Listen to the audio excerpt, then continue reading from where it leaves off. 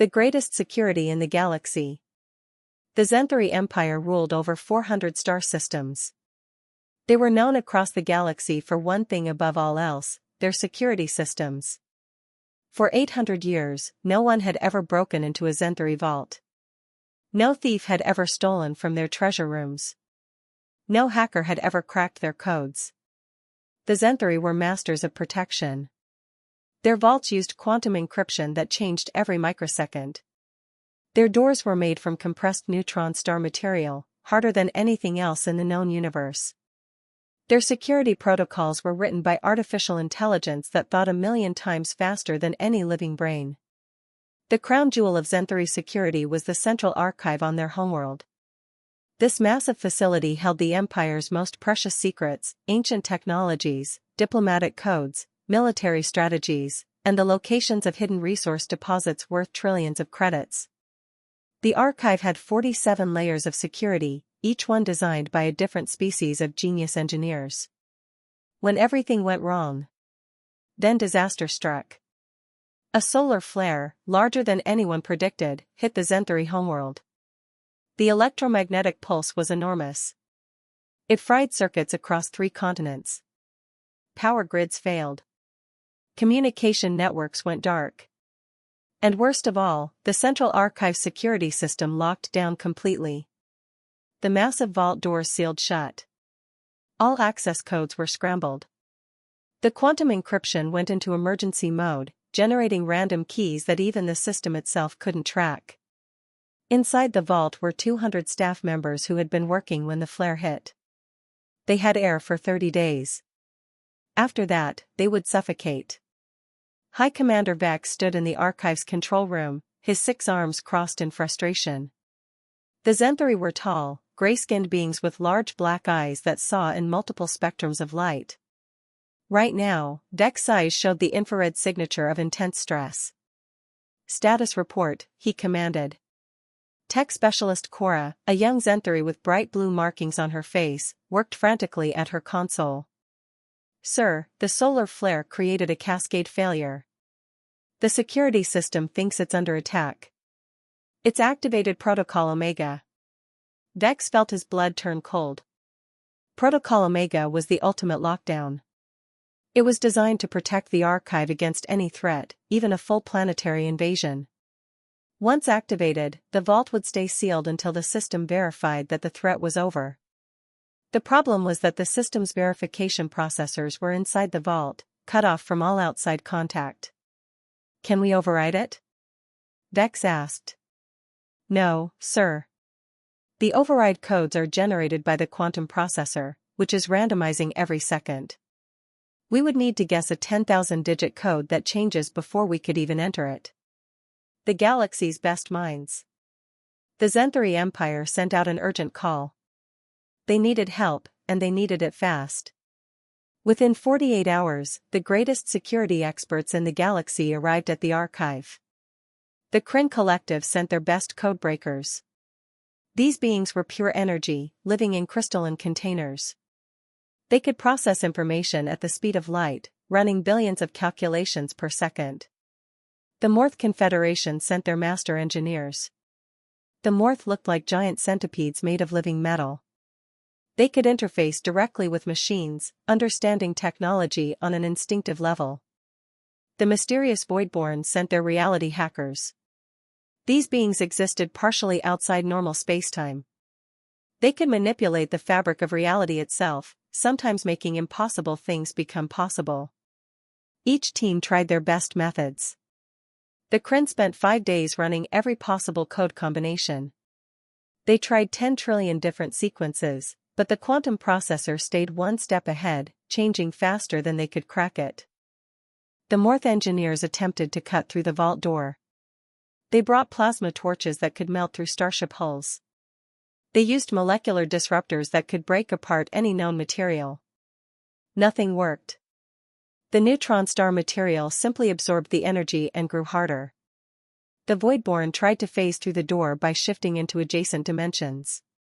But the Zenthari had thought of that too. The vault existed simultaneously in 47 different dimensional layers. To phase through it, someone would need to shift through all 47 layers at exactly the same moment, an impossible feat. Days turned into weeks. The trapped staff inside had 12 days of air left. Families gathered outside the archive, holding vigil for their loved ones. The galactic media reported on the crisis constantly. The Zenthari Empire's reputation for perfect security was becoming a curse. Commander Vex barely slept. He read every report, attended every briefing, and watched as each solution failed. The Empire had already spent 15 million credits on expert consultants. They had brought in 30 different teams. Nothing worked. A strange suggestion. On day 19, with only 11 days of air remaining, Junior Officer Mira approached Commander Vex with an unusual idea. "Sir, I have a suggestion," she said nervously. Her blue markings flickered, showing her anxiety. "It might sound crazy." "At this point, I'll listen to anything," Vex replied. "What about the humans?" Vex stared at her. "The humans? The species that only developed faster than light travel 30 years ago? The ones who still use physical keys for some of their locks?" "Yes, sir. I studied at the Diplomatic Academy with some humans. They think differently than we do. They don't always follow logical patterns. Sometimes they find solutions that more advanced species miss." Vex was skeptical. The humans were a young species, barely noticed by the greater galactic community. Their technology was primitive compared to Zenthari standards. What could they possibly offer? But he was desperate. The Kren had failed. The Morth had failed. The Voidborn had failed. Maybe, just maybe, someone with a completely different perspective could see something everyone else had missed. "Contact the human embassy," Vex ordered. "Ask if they have anyone with security or engineering experience. But keep expectations low." The human arrives. 2 days later, Sarah Chen arrived at the archive. She was a 28-year-old locksmith from San Francisco, Earth. She had been working at the human embassy, helping staff who locked themselves out of their apartments. When the Zenthari request came through, she was the only person available with any security experience. Sarah stepped off the transport shuttle, carrying a backpack and looking completely overwhelmed. The Zenthari archive was massive, easily the size of a mountain. Security teams, expert consultants, and desperate families surrounded the entrance. Commander Vex met her at the door. He towered over her by 3 feet. His 6 arms moved in what Sarah's translator told her was a greeting of respect, but his large eyes showed doubt. "Locksmith Chen," he said formally. "Thank you for coming. I must be honest with you. We have exhausted every advanced option available. I'm not sure what you can offer that the galaxy's greatest experts could not." Sarah adjusted her backpack nervously. She had never felt so out of place. "Commander, I understand your doubt. I'm not a quantum physicist or a reality hacker. I'm just someone who opens locks when people lose their keys. But sometimes the simplest problems need simple solutions. Our security system is the most complex in the galaxy," Vex said. "There is nothing simple about it." "Maybe that's the problem," Sarah replied quietly. "The simple solution, 1,200 words. Asking basic questions." Sarah asked Commander Vex to show her everything.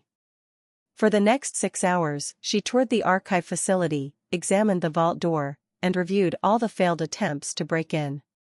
She took notes in a small paper notebook, which made the advanced aliens around her smile with amusement. Who used paper anymore?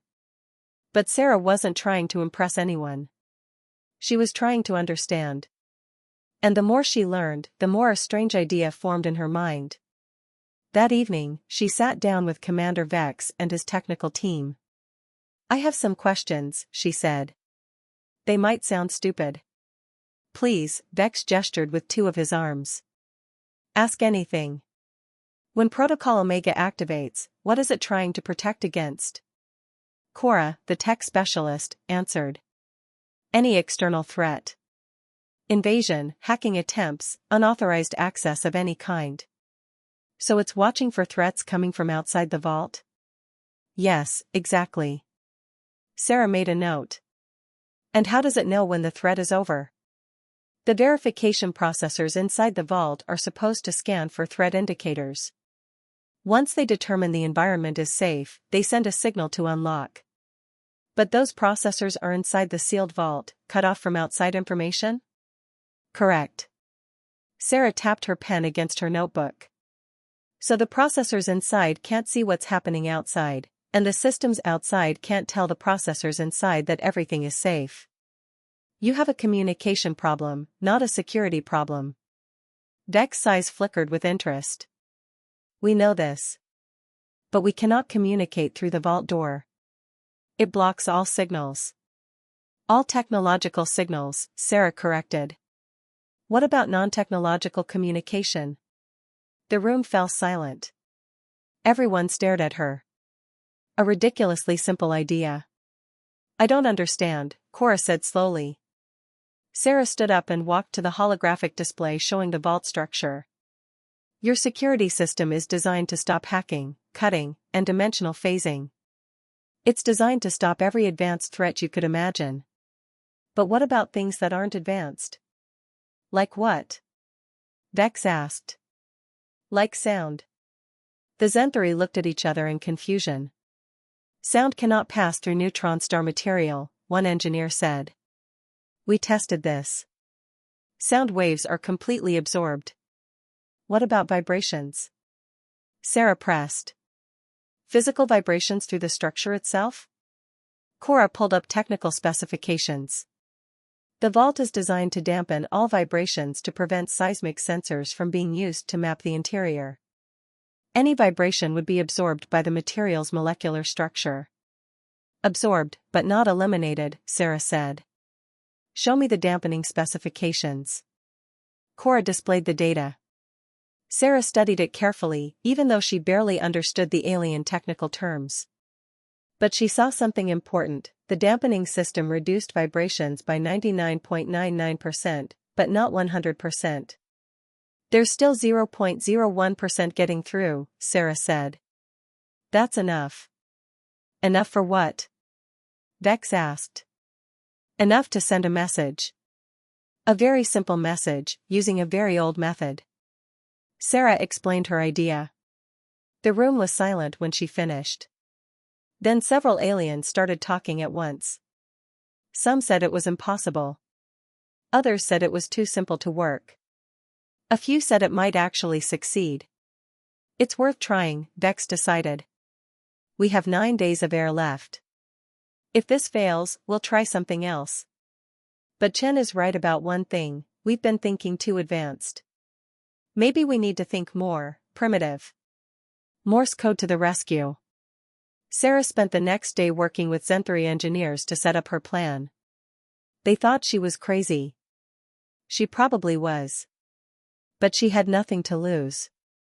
The plan was absurdly simple. They would use controlled vibrations to send a message through the vault structure itself. Not a complex data stream, not a quantum signal, just simple pulses. Long pulse, short pulse, pause. The oldest form of communication humanity had ever invented, Morse code. The message would be simple, safe. Solar flare. Unlock now. The engineers set up massive vibration generators against the vault door. These were normally used for seismic testing, creating controlled earthquake-like pulses. They calibrated them to send the Morse code message through the neutron star material. The first attempt failed. The vibrations were too weak, absorbed completely by the dampening system. They increased power. Second attempt, still nothing. They repositioned the generators to find the optimal vibration frequency. Third attempt, a faint reading on sensors, but not strong enough. For 3 days, they adjusted and refined. Sarah worked alongside Zenthari engineers who had initially dismissed her idea but now threw themselves into making it work. They were running out of time. 6 days of air remained. On the 4th day, they achieved success. A rhythmic pattern of vibrations made it through the vault structure. Inside, the trapped staff felt the pulses through the floor, the walls, the air itself. At first, they didn't understand. Then someone who had studied human culture recognized the pattern. "It's Morse code," she shouted. "They're sending Morse code." The message was decoded: safe. Solar flare. Unlock now. The vault opens. Inside the vault, the lead engineer understood what to do. He accessed the Protocol Omega control panel and entered the manual override sequence, then sent a vibration response confirming receipt. Understood. Unlocking. Nothing happened at first. The verification processors were still stuck in their loop, still convinced a threat existed. But now the staff inside had information. They knew what had happened. They knew it was safe. The lead engineer did something no one had done in 800 years of Zenthary security. He manually disabled Protocol Omega using the emergency shutdown buried deep in the system code. It required physical access to 3 different control nodes inside the vault, actions that could only be taken by someone inside who knew it was safe. 30 minutes later, the massive vault door began to open. Fresh air rushed in. The trapped staff stumbled out, exhausted but alive. Families reunited with tears and embraces.